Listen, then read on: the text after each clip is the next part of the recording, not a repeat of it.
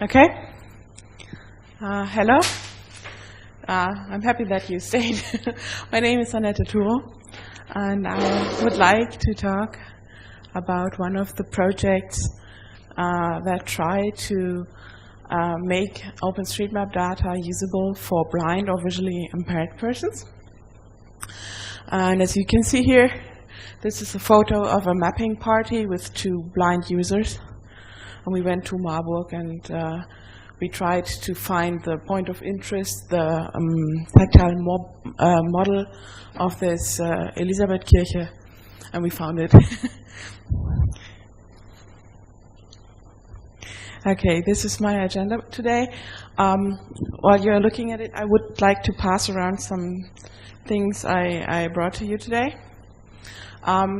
This is traditionally a handcrafted tactile map of the city of Weingarten near Ravensburg.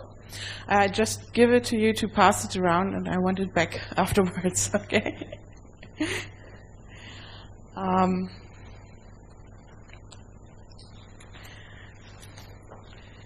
This is a simple sheet of braille writing. You can see the headline with the underlines. This is up. I will pass it around. And what you can see here is braille writing for notes. So you have a little yellow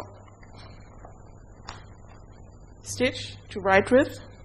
And you can open this one, and then you can see how it works.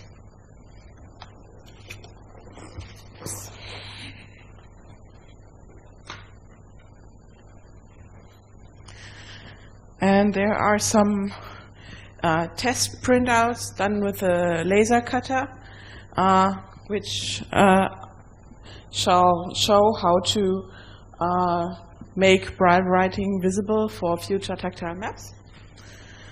And this is one with, it's nearly the same machine, but it's different material. And the test image is going grayscaling here in this pattern. So only the last one can be read. This is a braille letter. Okay. The red one has different lines.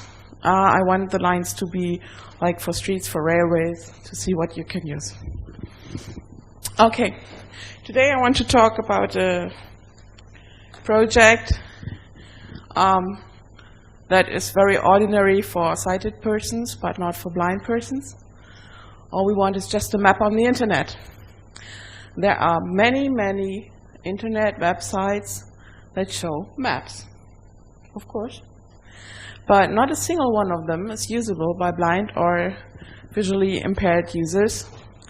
It seems that when a web developer comes to the point to include a Slippy map, then the web developer says, oh, well, this is not accessible anymore anyway, so it doesn't care about the rest of the accessibility.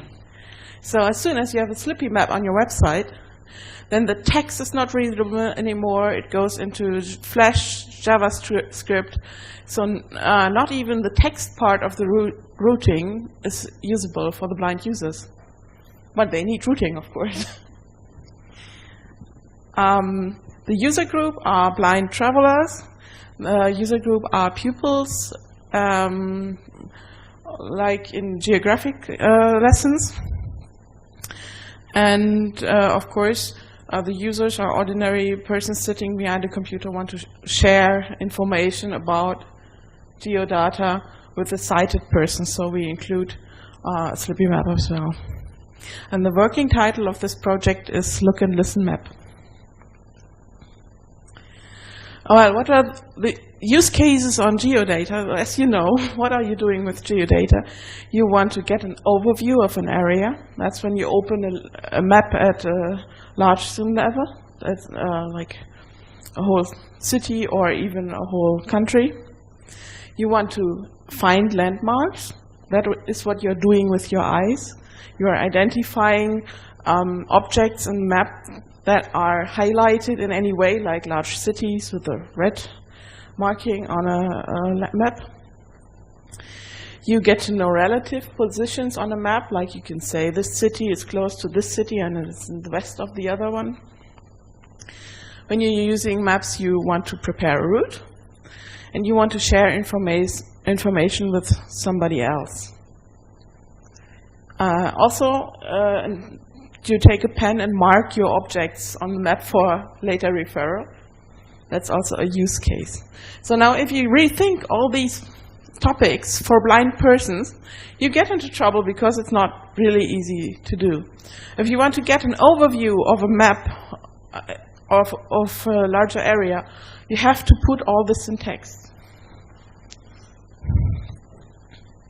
So if you want to make an online map accessible to persons with visual impairments, that does not only mean we need to make a page where the text is accessible to a screen reader, but we also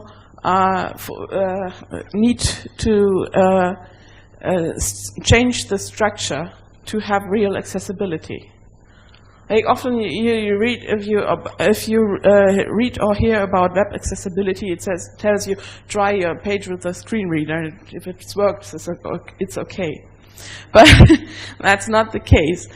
Accessibility means that you can access information and functionality regardless of your disability. So often pages offer reduced functionality in the accessibility mode, if they have one. Accessibility also means that you can do it on your own. It doesn't mean that the page tells you, well, you can ask a sighted friend and then everything is fine. I have seen a screen reader application on a BlackBerry that does exactly that. Ask you for a sighted person to enter the registration number. And it is a screen reader. Yeah. Accessibility means that you have the same amount and quality of functionality. And it means it works, it works efficiently. So it doesn't consume very much more time to do the tasks in the accessible mode compared to text reading with your eyes. And it's, again, the conclusion is the accessibility is not reached when a page works with a screen reader. So do we have map accessibility here? This is like Google Maps, Falk, and Vienna Michelin. And you have these slippy maps, but if you try even to navigate with the tab key over the page, you fail. You can't even enter the start or destination in some cases. Sometimes you have to click on the map to do things, and this doesn't even work without a mouse. And of course, then it doesn't work if you're blind. So what are the basic needs? What do we have to implement if we want to make a map page accessible? It is important for visually impaired persons that they can choose the colors and the font size. There are many different diseases that cause different eye problems. So people need different contrast, different colors for different color blindnesses, and so on. And the people have different technical devices to help them, and they even need different font sizes and so on. It's also, for blind people, it is important that there's a sound or braille output possible.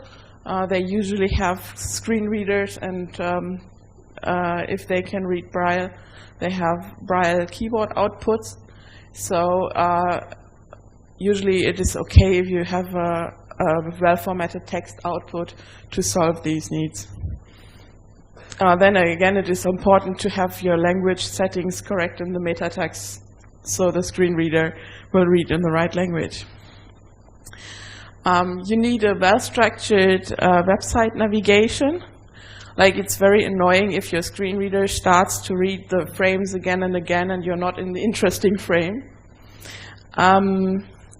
If you have lists, start these lists or these lines with the most meaningful content. Like, don't start each line with an alternative text to your bubble image that says, this is the start of a list, part 1, and then comes the text, but put the important text at the start, because blind people do what you are doing with your eyes. They browse a website fast, not reading every word to the end, but reading the first 2 words and then want to skip as soon as possible to save time. Same appears for hyperlinks. So use smart names for hyperlinks. Do not write the content is on this page and then have page as the hyperlink, but put your sentence in a way that the hyperlink really has the name of the content that is behind it. If you want to make a map for blind people, you have to implement the functions zoom, pan, and center, and this without a mouse. So there must be any text interface to enable people to do these tasks, or use the cursors. Anyhow, at the start you need a text and a geocoding to set the map to the correct continent or whatever. And it is worthwhile to add to the map content that is of special interest to this group of users. Like, blind tourists have other needs. They like to know where are the tactile models of churches, where are the tactile maps of main stations for orientations, and they want to plan their route and know in advance where are traffic signals with sound and where are traffic signals without sound, to plan a safe route. So these are additional features that we can already store in OpenStreetMap, and we can recall it from the data. Okay, how do I transport the visual information on the map to a person who can't see the map? Well, if you think about it, it's easy. It's just like putting it into words. If you're talking to somebody else on the phone and you have to describe a route or describe a map, then you find words for that. And the task here is to transfer the visual information or the geographic vector information into correct grammar and sentences that reflects this telling people about a map on the phone. So here's an example. It tells you how you, if you look on a map, what could you say on the phone to reflect it. And it's, of course, a very tricky task to optimize this language output. Blind persons use different landmarks than seeing people do, of course. It doesn't help if you name the streets where the person should turn into, because the person cannot read the street name sign. Instead, tell them where the bakery is, they can smell it. Yeah? Or let them count how many crossings, how many driveways they are crossing, and tell them not go after 500 meters turn right, but tell them after 6 crossings you have crossed, then turn right at the 7th.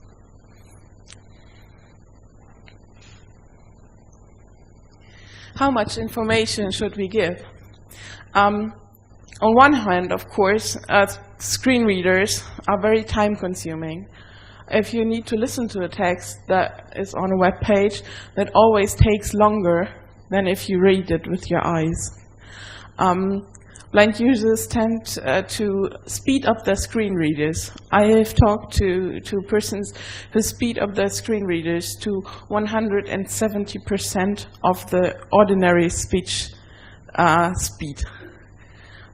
They just practice. Usually these persons are students, and they need to finish the text until the test, until the exams. And they speed up the screen reader until they can understand it. That's really cool, cool feature. So, if I have a route and I want to send a blind person to go this way, how much information do I give? On one hand, the screen reader talks and talks and talks and gives you a lot of information, But on the other hand, this noise is annoying. Like if I know my way, I don't want to be told every second meter which shop I'm passing, and the noise in my ear keeps me from concentrating on the traffic. So on one hand, not too much information because it's too much noise. On the other hand, I want to offer to blind persons very detailed information. What kind of traffic signal is it? Are you crossing a bicycle lane, and so on? So how can we overcome this problem? How much information shall we say? And our solution, this is just a try, but we have no better idea yet, it might work, is that we put information in a tree view. And I would like to show you.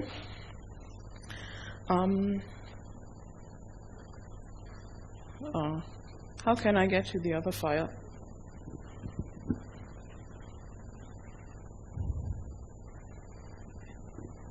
Yeah, okay. Thank you.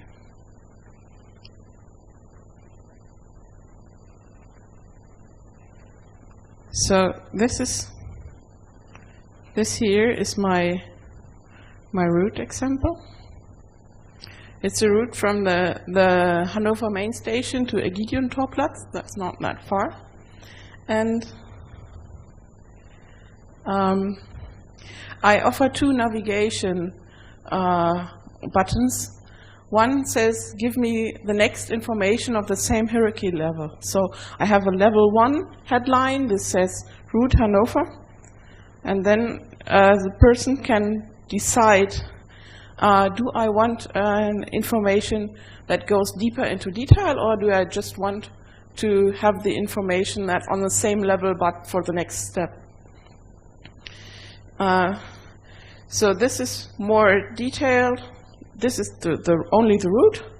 And when I say go to the right, go deeper into the tree, then I have the information. You start, you go, how long does it take, and you arrive.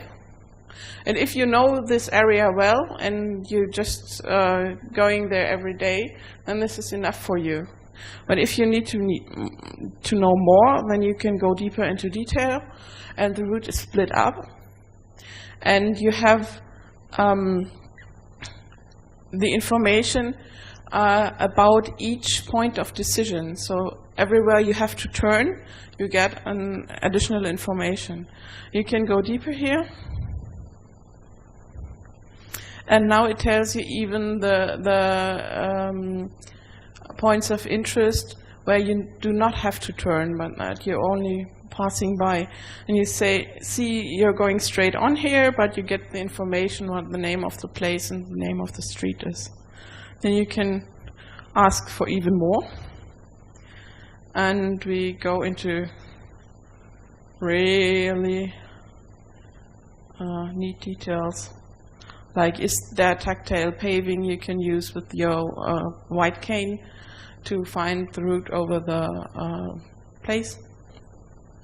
There are no traffic lights, but there is a tramway crossing and so on. And in Hanover we have a very funny thing. We have in the ground there's a radio. And this is what we call an acoustic torch. That's something you can go right through because you can hear the direction, and it is right in line to the tactile paving. So you find your way over the place.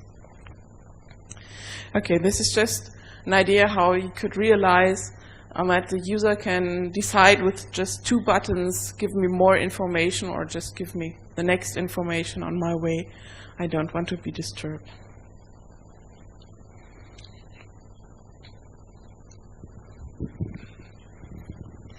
Okay, well, the project's working title is Look and Listen Map.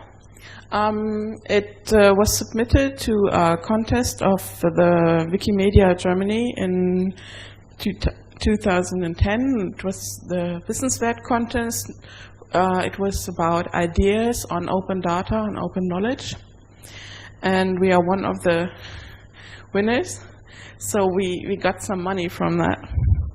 And what we want to create is a fully accessible routing and mapping map website with OpenStreetMap data, including an exploration mode. It's like the elder ones of you might remember text adventures. Yeah, that was when there was no graphics in games, and then you were told you are standing in front of the building of the University of Vienna. You can go north or south, and then you can enter an N or an S, and you would go virtually to that direction, and then get the description of the next virtual room or place where you're going to go. So this is the largest text adventure in the world.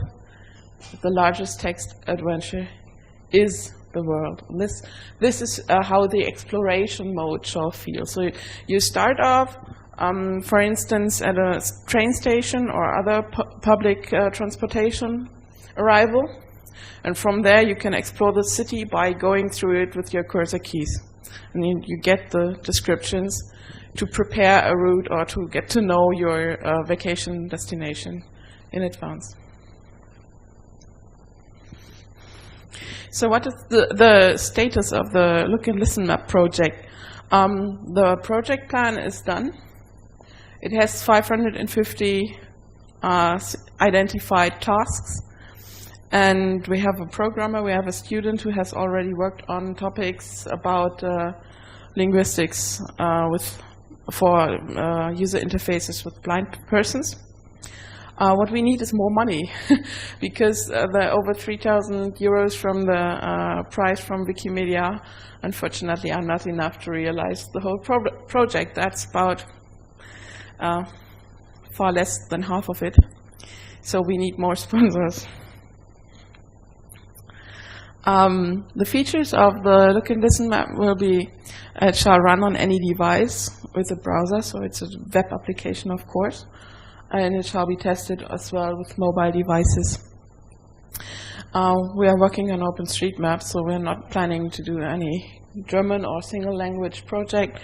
We will start off with internationalization from the first version. That also includes units, not only languages. We want to enable users to come back and have find their own preferences set.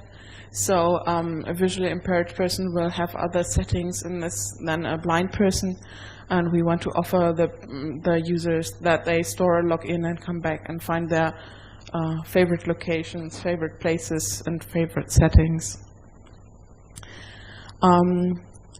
A luxury function would be that we can export created routes to navigation devices that work well for the blind, like mobile devices. My Robotics project, there is another tool called Lodestone. This is also GPL. And there's a French device called Captain from the company Capsys that can also read personal points of interest.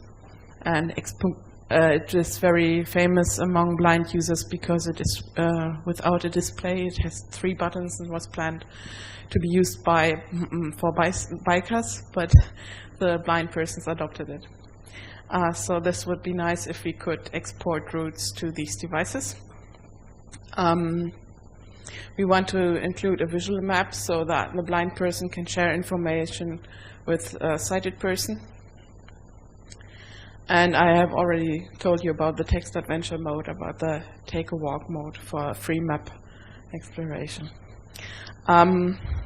If we have enough money left, I would like it to be an editor for OpenStreetMap as well, because blind users often have very nice GPS devices with high accuracy, and they will correct all the wrong post boxes just by laying the device on them.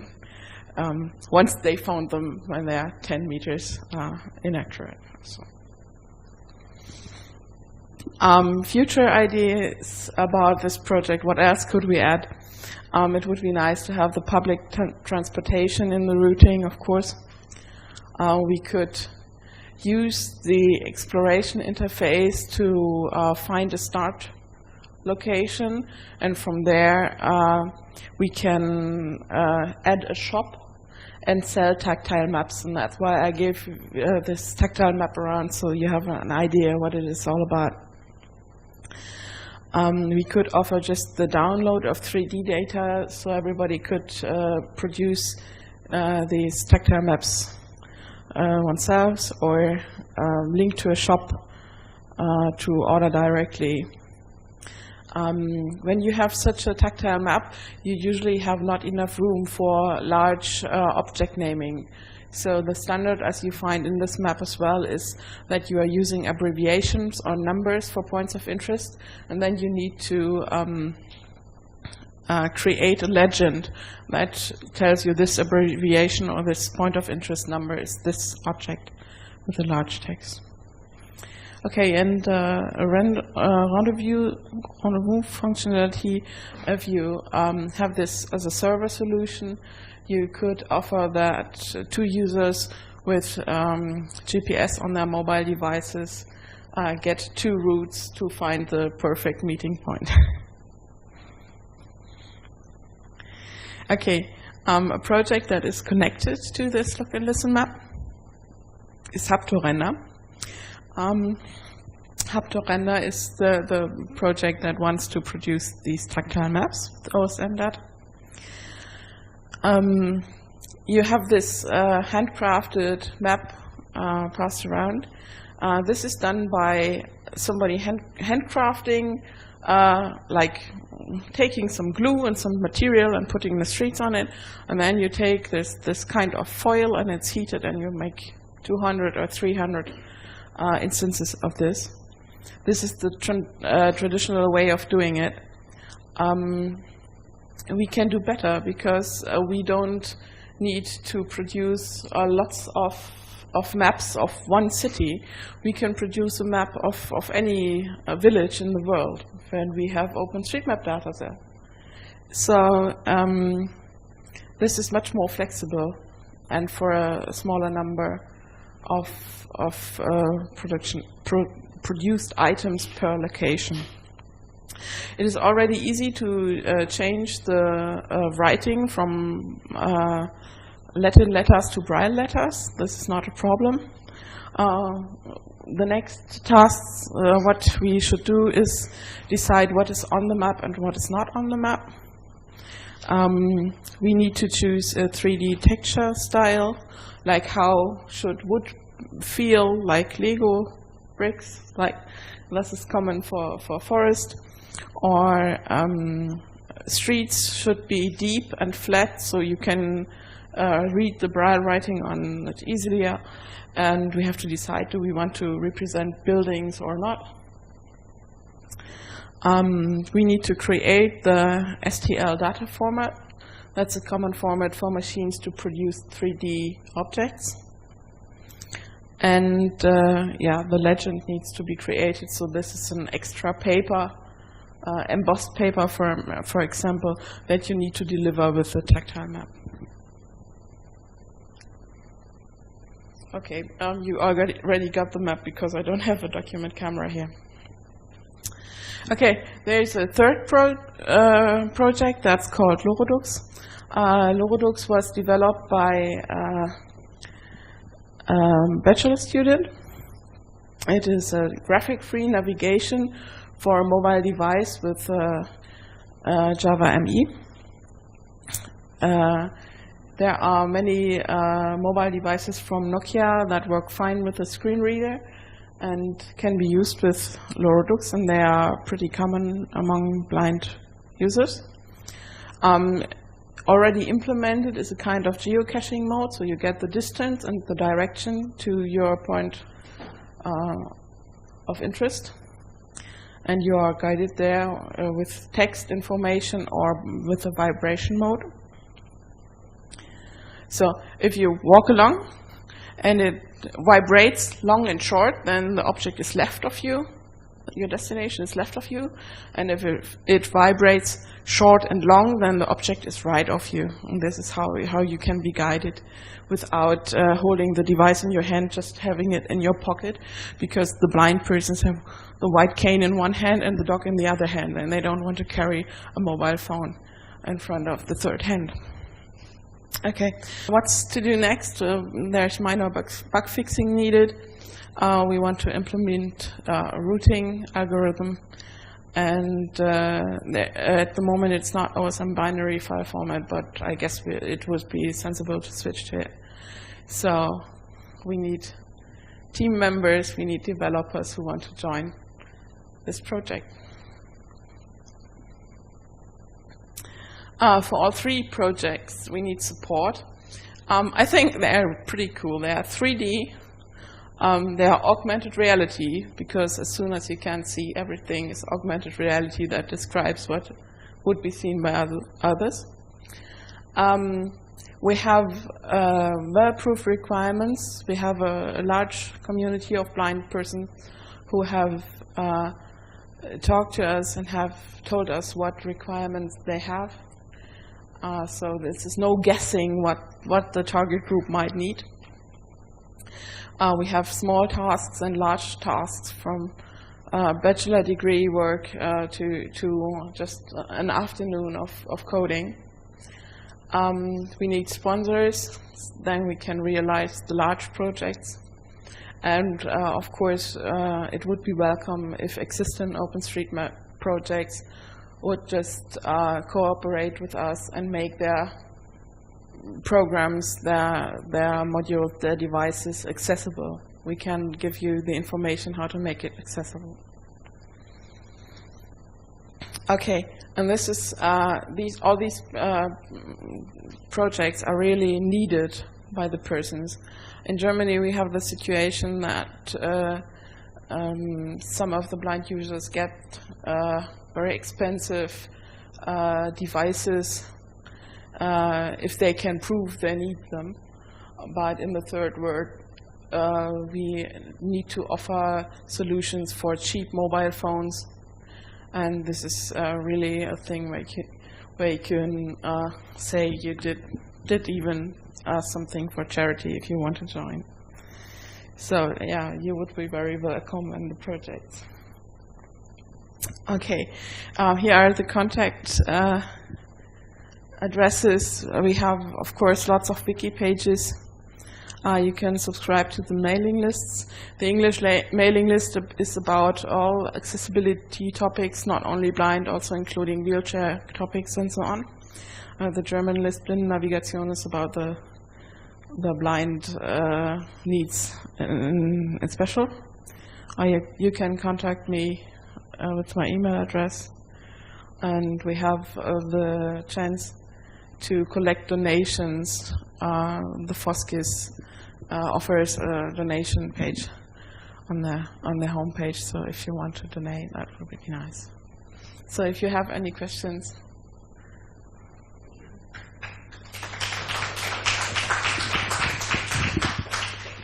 Annette, can you read those maps or Braille? Yeah, I try to start to learn Braille. I know some common letters and the letters that are in my name, but I'm not fluent. Most of Braille writing is not in the long writing where one Latin letter is the same as one Braille letter, but they're using a very shortened writing, and I don't know all these 64 letters. And for the maps, you can't really learn it, I guess. You have to practice, or? Well, it's easy to read Braille with your eyes compared with reading it with your fingers.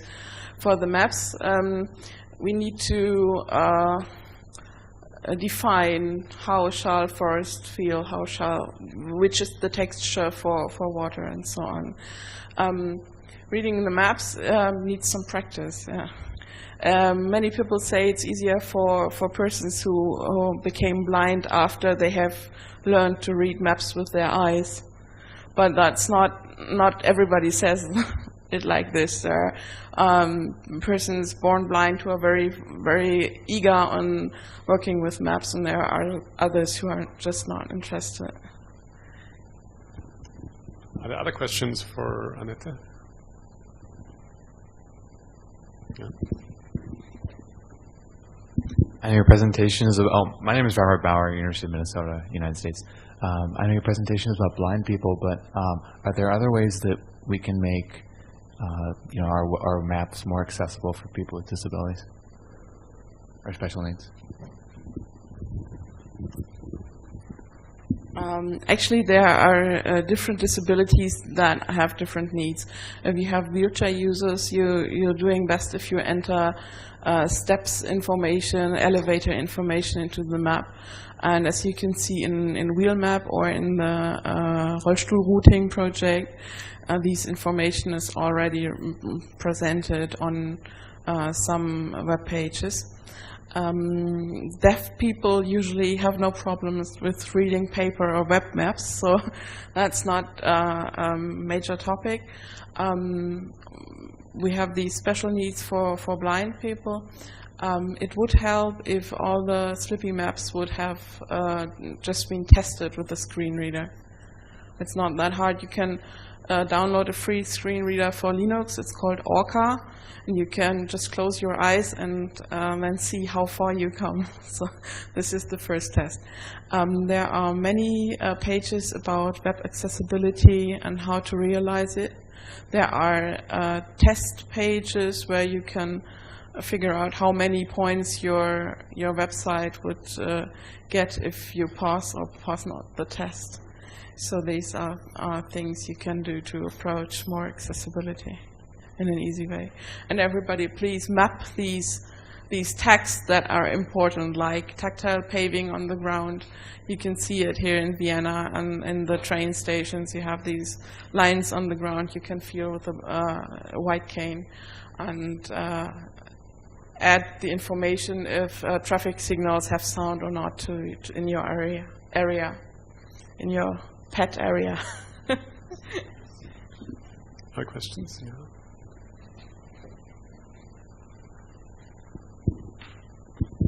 Hi. My question is that for the routing, do you take into account that some routes are more suitable for people who are blind, guiding them to a crossing where there is light with audio, for instance?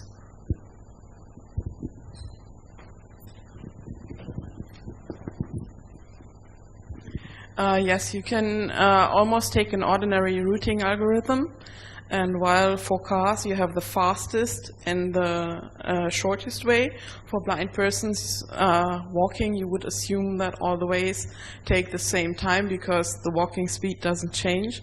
So you can change the cost to safety. So you can say this is a crossing this is only a zebra crossing, this is more expensive to route over than a crossing with traffic lights with sound. So then you would calculate how many meters would a blind person say I would go more to avoid these zebra crossing. That needs some configuration then and some try, but it's nearly the same as for car routing. Other questions? This is not the case. Thank you, Annette. That was the end of this session.